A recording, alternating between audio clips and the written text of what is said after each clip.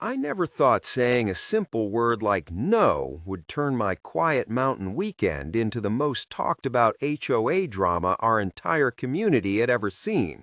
But that's exactly what happened the moment I refused to lend my private lakeside cabin to Karen from the HOA for her so-called peaceful weekend getaway. It all started on a calm Thursday afternoon when I was out on my porch enjoying a cup of coffee and the sound of the wind moving through the pine trees, the same way I've done for the past 22 years since retiring and buying this little slice of heaven just outside town. My cabin isn't just some vacation property. It's where my grandkids learned to fish, where my late wife and I spent our anniversaries, and where I go whenever life feels a little too loud. So when Karen marched up my driveway without so much as a phone call, holding her clipboard like it was some kind of badge of authority, I knew this wasn't going to be a friendly chat about neighborhood flowers or mailbox paint colors. She smiled that tight HOA smile and asked if she could borrow my cabin for the weekend because she had friends coming in from out of state and wanted somewhere a bit more rustic to entertain them. I laughed politely at first, thinking she was joking, but the moment I realized she was serious, I calmly told her I wasn't comfortable letting anyone use the place, especially since I wouldn't be there. That's when the temperature dropped faster than a November frost. Her smile vanished, replaced by a look that could curdle milk at 20 paces, and she started going on about community spirit and how neighbors should help each other out. I explained again that the cabin held sentimental value and wasn't available for anyone to use, but she didn't want to hear it. By the time she left, she was muttering something about reviewing compliance records and making sure all properties were up to HOA standards.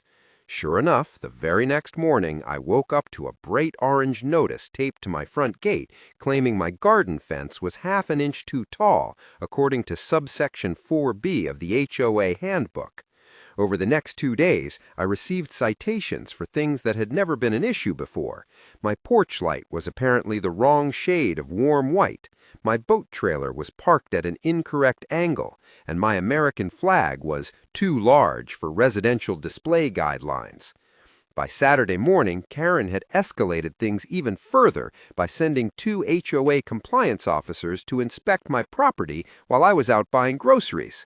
Thankfully, my neighbor across the road called to let me know they were poking around my shed and taking photos of my dock like they were gathering evidence for a crime scene.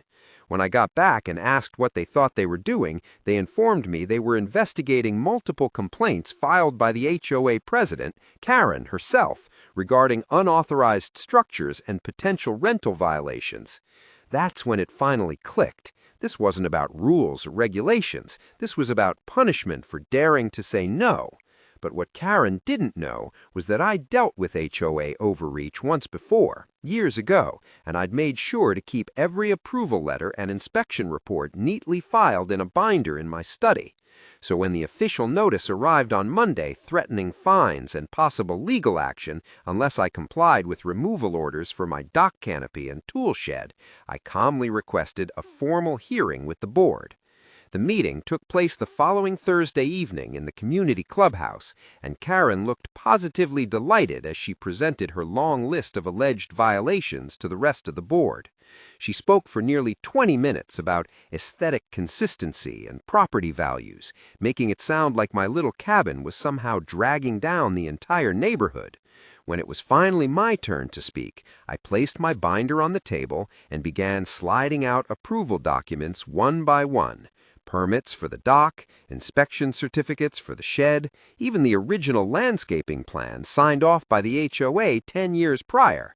You could practically hear the air leaving the room as each piece of paper contradicted Karen's claims. By the time I was done, the board members were exchanging uncomfortable glances, and one of them quietly asked Karen if she had reviewed these documents before filing the complaints. Her response was a stammered attempt to shift the conversation back to community cooperation, but the damage was done. In the end, not only were all the violations dismissed, but the board voted to implement a new policy requiring documented evidence before any compliance action could be taken in the future. Karen left the meeting without saying a word to anyone, and I haven't seen her walk up my driveway since. As for the cabin, it's still exactly where it's always been, waiting for the next family fishing trip or quiet evening by the lake, not a weekend party for someone who thinks HOA rules are a personal weapon. And every time I sit out on that porch with my morning coffee now, I can't help but smile, knowing that sometimes the most powerful thing you can do in a neighborhood like this is simply stand your ground and say no.